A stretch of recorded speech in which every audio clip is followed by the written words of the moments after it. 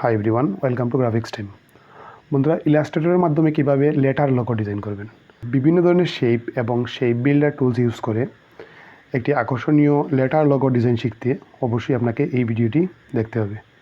ওকে, একটি আকর্ষণীয় letter logo design শিখতে ভিডিওটি শেষ পর্যন্ত দেখতে থাকুন।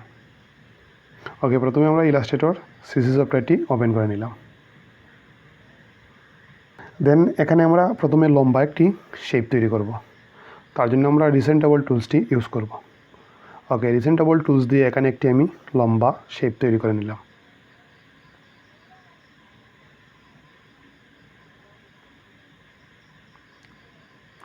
দেন এই শেপটিকে আমরা রাউন্ড করে দিব। সো রাউন্ড করার জন্য এখানে দেখুন এই শেপের চার কোণার মধ্যে চারটি পয়েন্ট রয়েছে। ওকে, এখানে যে কোনো একটি পয়েন্টে মাউস পয়েন্টার রেখে আমরা টান দিব। ওকে, দেখুন এটি রাউন্ড হয়ে গেছে। ওকে, এখন আমরা এই শেপটিকে একটু ডান দিকে রোটেট করে দিব।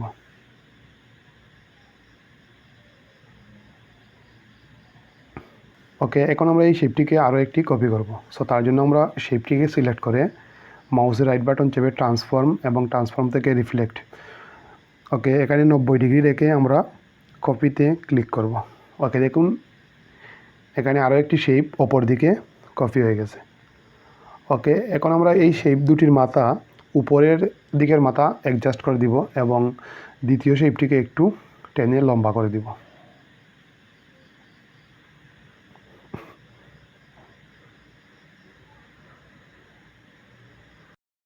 দেন আমরা এই শেপটিকে আবারও কপি করব।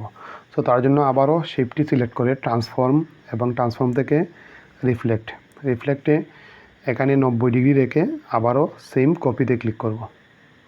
ওকে, দেখুন সেম এখানে আরও একটি কপি হয়ে গেছে।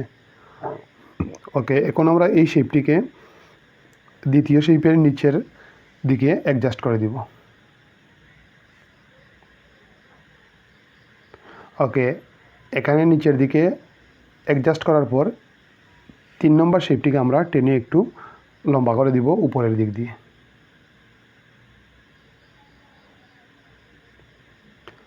ওকে, এখন আমরা এই শেপটিকে আবারও কপি করব। সো তার জন্য আবারও শেপটিকে সিলেক্ট করে মাউসের রাইট বাটন চেপে ট্রান্সফর্ম এবং ট্রান্সফর্ম থেকে রিফ্লেক্ট এবং এখানে সেম 90 ডিগ্রি রেখে কপিতে ক্লিক করব। ওকে, দেখুন এখানে আরও একটি শেপ কপি হয়ে গেছে। ওকে, এখন আমরা শেপটিকে 3 নম্বর শেপের উপরের মাথার সাথে অ্যাডজাস্ট করে 4 নম্বর শেপটিকে একটু ছোটো করে দিব।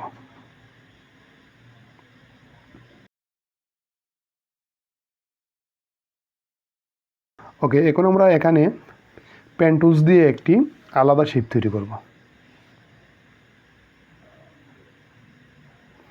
ওকে, এখানে আমি পেন টুলস দিয়ে একটি কোনাকুনি আলাদা শেপ তৈরি করে নিলাম।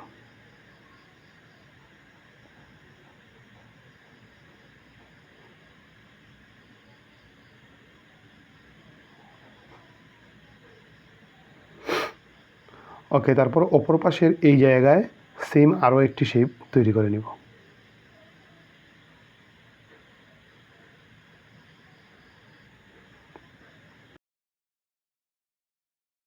ওকে, তারপর সিলেক্টেড টুলস দিয়ে সবগুলা শেপ একসাথে সিলেক্ট করে আমরা শেপ বিল্ডার টুলস দিয়ে এখানে আলাদা আলাদা শেপ তৈরি করে নিব।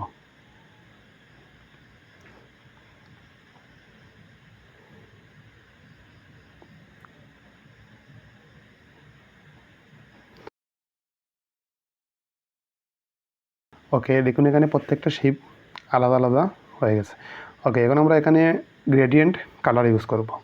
ওকে, তার জন্য আমরা এখানে একটি শেপ সিলেক্ট করে গ্রেডিয়েন্ট থেকে এখানে কালার সেট করে দিব।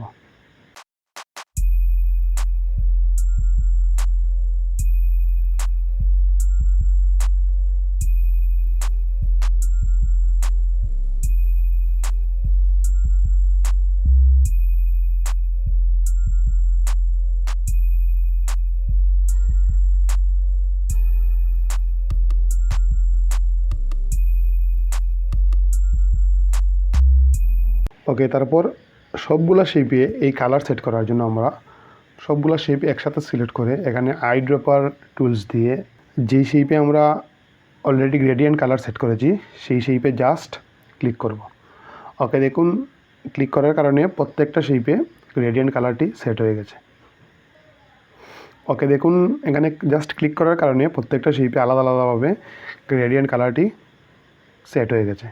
ওকে, দেখুন বন্ধুরা, খুব সিম্পল কিছু টিপস অ্যাপ্লাই করে আমরা এখানে একটি আকর্ষণীয় এম লেটার লোগো তৈরি করে নিলাম। এরকম আরও আকর্ষণীয় লেটার লোগো ডিজাইন এবং বিভিন্ন ধরনের ইলাস্ট্রেটর এবং ফটোশপের টিউটোরিয়াল পেতে অবশ্যই চ্যানেলটি সাবস্ক্রাইব করবেন।